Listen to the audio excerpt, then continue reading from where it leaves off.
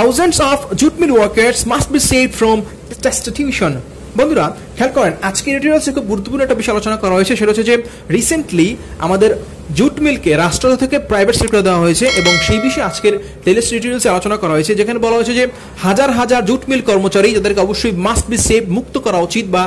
নিরাপদ করা উচিত, সেভ করা উচিত ফ্রম destitution, যার অর্থ হচ্ছে নিঃস্ব বা দারিদ্র হওয়া থেকে। অর্থাৎ প্রচুর কর্মী এখন দারিদ্র বা গরিব হয়ে যাবেন, বা সেই অর্থে এখানে বলা হয়েছে যে তাদেরকে দারিদ্র থেকে মুক্ত করা উচিত বা সেভ করা উচিত। বন্ধুরা বেশ কিছু ওয়ার্ড আমরা শিখবো আজকের এডিটোরিয়ালসে। বেসিক্যালি দেখেন স্টেট ওন একটা গুরুত্বপূর্ণ ওয়ার্ড, এখানে দেখেন লেইড অফ ছাঁটাই করা, এখানে আছে দেখুন ইনএফিসিয়েন্সি অপর্যাপ্ততা, বেশ কিছু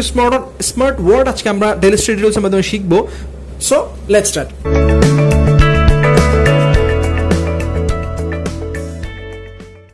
বন্ধুরা খেয়াল করে দেখেন, বলা হচ্ছে যে thousands of jute mill workers, অর্থাৎ হাজার হাজার জুট মিল বা পাট শ্রমিকদের মাস্ট বি সেভ, মুক্ত করা উচিত ফ্রম ডেস্টিটিউশন, নিঃস্ব বা দরিদ্র থেকে। এখানে দেখুন বলা হচ্ছে যে jute must make a sustainable comeback. দেখুন বলা হচ্ছে সাস্টেইনেবল শব্দটা আমরা জানি টেকসই, যেখান থেকে আমরা জানি যে এসডিজি বা সাস্টেইনেবল ডেভেলপমেন্ট গোল। সো সেখান থেকে একই শব্দ সাস্টেইনেবল, যার অর্থ হচ্ছে টেকসই, কামব্যাক মানে কি পুনরায় ফিরে আসা, সেটাকে বলা হচ্ছে jute must make a sustainable comeback. অর্থাৎ যে জুট খাত বা পাট শিল্প আছে সেটাকে অবশ্যই একটা টেকসই কামব্যাক করতে হবে। সো খেয়াল করে দেখেন, বলা হচ্ছে the end of the state own jute industry, বলা হচ্ছে যে দ্য এন্ড অফ, শেষ অফ দ্য স্টেট ওন রাষ্ট্রায়ত্ত জুট ইন্ডাস্ট্রি, জুট শিল্প, দ্যাট হ্যাজ ক্লোজ ডাউন, যেটা বন্ধ হয়েছে গত 22 June. Mills and laid off around 25,000 workers was a tragedy waiting to happen। বলা হচ্ছে দেখেন লেইড অফ শব্দ খেয়াল রাখেন, লেইড অফ শব্দ অর্থ হচ্ছে ছাঁটাই করা। এখন দেখেন বলা হচ্ছে যে রাষ্ট্রায়ত্ত যে জুট বা পাট শিল্প আছে সেটা শেষ হলো, হ্যাজ ক্লোজ, যেটা বন্ধ হয়েছে, close down 22 jute mills and laid off around, দেখুন লেইড অফ শব্দটা ছাঁটাই করা, যেখানে ছাঁটাই করা হয়েছে প্রায় 25,000 কর্মচারী। ওয়াজ আ ট্রাজেডি, যেটা হচ্ছে যে একটা বড় ধরনের একটা ট্রাজেডি বা একটা দুর্যোগ, ওয়েটিং টু হ্যাপেন, যেটা কি হচ্ছে ঘটতে যাচ্ছে, কারণ একটা বড় ধরনের আর্থিক ক্ষতির সম্মুখীন হবে এই 25,000 কর্মচারীর পরিবার। সেখান থেকে বলা হচ্ছে বেইং লেইড অফ, এই ছাঁটাই করার কারণে, in the middle of pandemic, মানে মহামারীর এই মাঝামাঝি অবস্থা, ইজ আ ক্রুয়েল, এটা খুবই হচ্ছে নৃশংস, blow to this workers who have families. দেখুন যে সমস্ত শ্রমিকদের কথা বলা হচ্ছে যাদের আছে কি পরিবার, ফ্যামিলিজ টু ফি, যাদেরকে খাদ্যের যোগান দিতে হয় এবং রেন্টস টু পে, এবং কি বিভিন্ন ভাড়া দিতে হয়। সুতরাং এই মুহূর্তে এই যে প্যান্ডেমিক, এই যে বিশাল প্যান্ডেমিকের কথা বলা হচ্ছে যে এই করোনা ভাইরাসের প্যান্ডেমিকের মুহূর্তে এদেরকে এই মুহূর্তে ছাঁটাই করা একটা বড় ধরনের কি হবে, একটা ট্র্যাজেডি ক্রিয়েট করবে, সে কথাই বলা হচ্ছে। But it is not the pandemic, এটা আসলে মূলত প্যান্ডেমিকের জন্যই বা এই মহামারীর জন্য হয় নাই। That has led to suffering of this people, যেটা জনগণকে কি করবে, সাফার করাবে, বাট যেটা জনগণকে ভোগাবে। বাট ডিকেডস অফ শির, খেয়াল করেন বন্ধু, মানে ডিকে শব্দ দশক, মানে কয়েক দশক ধরে, অফ শির শব্দ অর্থ হচ্ছে একদম,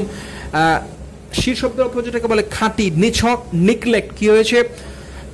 নেগলেক্টের শিকার হয়েছে of this state own mills, এই সমস্ত রাষ্ট্রায়ত্ত মিলগুলো। অর্থাৎ বাট ডেটস অফ শির ডিকেডস, বলা হচ্ছে যে মানে ডিকেড শব্দের অর্থ কিন্তু, বাট ডিকেডস অফ শির নেগলেক্ট, বলা হচ্ছে যে বছরের পর বছর ধরে, দশকের পর দশক ধরে, শির শব্দ অর্থ হচ্ছে একদম নিছক বা যেটাকে বলে একদম খাঁটি, নেগলেক্ট মানে অবমাননা, বলা হচ্ছে যে সরাসরি অবমাননা হয়েছে of the state own mills, মানে বছরের পর বছর ধরে এই সমস্ত রাষ্ট্রায়ত্ত মিলগুলো কি হয়েছে, সরাসরি নেগলেক্ট বা অবমাননার শিকার হয়েছে। আর এই জন্যই এই সমস্ত মিল বন্ধ করে দেওয়া হয়েছে। মানে এটাতে মানে বিষয় হচ্ছে, আবারও দেখুন বলা হচ্ছে যে ইটস নট দ্য প্যান্ডেমিক, এটা যে বন্ধ হয়েছে এর যে মূল কারণ প্যান্ডেমিক বা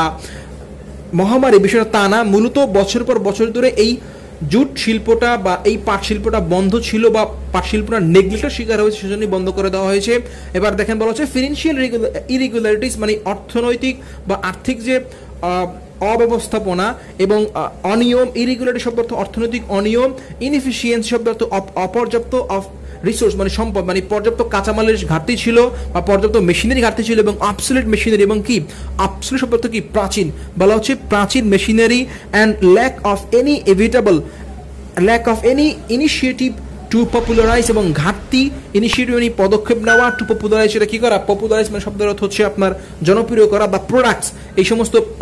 পণ্য যেটা প্রডিউসড উৎপাদন করা হয়েছে, made the end of this mills ফলে হয়েছে কি এই মেড যেটা করেছে কি the end of this mill, এই মিলের এই শিল্প বা এই পাট শিল্পের ধ্বংস করা বা শেষ করাটা হয়েছে কি ইনএভিটেবল, অপরিহার্য। এবার দেখেন বলা হচ্ছে দিস ইজ মেড, এটা করেছে অল দ্য মোর অবভিয়াস, যেটা আরো স্পষ্ট করেছে বাই দ্য ফ্যাক্ট, এই সত্য দ্যাট যে দ্য জুট মিলস, মানে এই জুট মিলগুলো ইন দ্য প্রাইভেট সেক্টর, এই প্রাইভেট সেক্টরের জুট মিলগুলো আর মেকিং প্রফিট, তারা কি করেছে মানে লাভ বা অর্থ উপার্জন করতে পারছে, যেখানে হোয়াইল যেখানে দ্য স্টেট ওন রাষ্ট্রায়ত্ত যেই জুট মিলগুলো আছে ফর ডিকেজ, দশকের পর দশক ধরে বেইং রানিং যেগুলো চলমান আছে একটা হিউজ লস, একটা বড় ধরনের আর্থিক ক্ষতির দ্বারা উইথ দ্য গভর্নমেন্ট রেগুলারি, যেখানে সরকার নিয়মিতভাবে bailing them out the rescue fund, rescue উদ্ধার করা, অর্থাৎ তাদের যে ঘাটতি সেই ঘাটতি পূরণের জন্য সরকার বছরের পর বছর রেগুলারলি তাদেরকে অর্থ দেওয়া সত্ত্বেও প্রাইভেট সেক্টরের তুলনায়, খেয়াল করুন এখানে দেখুন বলা ছিল প্রাইভেট সেক্টর, এই যে প্রাইভেট সেক্টরের তুলনায় কি হচ্ছে এই সমস্ত গভর্নমেন্ট বা রাষ্ট্রায়ত্ত যেই জুট মিল আছে সেগুলো কি হয়েছে বরাবরই ক্ষতির সম্মুখীন হয়েছে। দেখুন এই যে বলছে বেইং রানিং একটা হিউজ লস, একটা বড় ধরনের অর্থনৈতিক ক্ষতির সম্মুখীন হওয়া সত্ত্বেও চলমান ছিল। এবার দেখেন বলা হচ্ছে why were this mills allowed to run at losses for years on end without any attempt to address the bottlenecks। খুব গুরুত্বপূর্ণ একটা শব্দ সেটা হচ্ছে bottlenecks, যার শব্দ অর্থ হচ্ছে কার্যসিদ্ধি পথে বাধা। খেয়াল করেন bottlenecks শব্দ অর্থ হচ্ছে কার্যসিদ্ধি হওয়ার পথে কি বাধা। খেয়াল করুন হোয়াই ওয়ার দিস মিলস, কেন এই সমস্ত মিলগুলা অ্যালাউড অনুমোদন দেওয়া হয়েছিল টু রান চলমান রাখতে অ্যাট আ লস, যেখানে ছিল কি ঘাটতি বা ক্ষতি ফর ইয়ার্স বছরের পর বছর ধরে, অন দ্য এন্ড যেখানে কি হয়েছে শেষ হয়েছে, without any attempt to address, যেখানে without any attempt to address যার শব্দ হচ্ছে কোনো ধরনের প্রয়োজনীয় পদক্ষেপ নেওয়া ছাড়া, এনি অ্যাটেম্পট টু অ্যাড্রেস কোনো ধরনের সমাধান ছাড়াই, দ্য bottlenecks যেটা ছিল কি একটা কার্যসিদ্ধি পথে বাধা, কার্যসিদ্ধি হওয়ার পথে যে বাধা, এই সমাধানটা হওয়া ছাড়াই কেন বছরের পর বছর এই যে ক্ষতি বা ঘাটতি ছিল তারপর সেটা চলমান ছিল। হু রিয়েলি বেনিফিটেড, কে হচ্ছে প্রকৃতপক্ষে উপকৃত হয়েছে from this loss making mills, এই সমস্ত ক্ষতি বা ঘাটতি তৈরি করে যে মিল সেখান থেকে কে আসলে বেনিফিটেড হয়েছে। সার্টেনলি নিশ্চিতভাবেই not the tense of thousand, খেয়াল করুন টেন্স অফ থাউজেন্ড মানে lakh lakh of the workers, শ্রমিকরা হু হ্যাভ বিন প্রোটেস্টিং, যারা কি করেছিল আন্দোলন করে আসছিল এগেইনস্ট দ্য মিসম্যানেজমেন্ট, এই সমস্ত অব্যবস্থাপনা of the Bangladesh jute mill corporation BJMC, এই বিজিএমসির যে অব্যবস্থাপনা তার বিরুদ্ধে আন্দোলন করে আসছিল এবং ডিমান্ডিং তারা দাবি করেছিল দেয়ার ডিউ ওয়েজেস। খেয়াল করুন প্রিয় শিক্ষার্থী, ডিউ ওয়েজ শব্দ অর্থ কি বকেয়া বেতন, ডিউ ওয়েজ শব্দ অর্থ কি বকেয়া বেতন, বলা হচ্ছে যে তাদের যে বকেয়া বেতন ছিল সেই বকেয়া বেতনের জন্য তারা আন্দোলন করে আসছে ফর মোর দ্যান 1 ইয়ার্স, এক বছরের বেশি সময় ধরে, only to be met by complete apathy. খেয়াল করুন only to be met by complete apathy, যেখানে বলা হচ্ছে যে একদম কমপ্লিট অ্যাপেথি শব্দের অর্থ হচ্ছে দেখুন হতাশা। প্রিয় শিক্ষার্থী অ্যাপেথি অর্থ কি হতাশা, অর্থাৎ এখানে বলা হচ্ছে যে তারা পরিপূর্ণভাবে কি হয়েছে সেখানে তারা হতাশ হয়েছে, কোনো ধরনের সুযোগ তো হয়ই নাই, উল্টারও তারা অর্থ বা বকেয়া বেতন তো পায় নাই, উল্টার কি হয়েছে হতাশ হয়েছে সে কথাই বলা হচ্ছে। এবার দেখেন হান্ড্রেডস অফ রিটায়ার্ড ওয়ার্কার্স, বলা হচ্ছে যে হাজার হাজার রিটায়ার্ড করা যে শ্রমিক আছেন ডিড নট গেট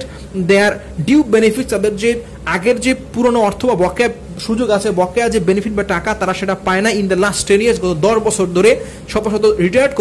কর্মচারীও টাকা পায় নাই। দ্য বিজিএমসি কুড ডু, তারা করতে পারতো লিটল টু ইমপ্রুভ,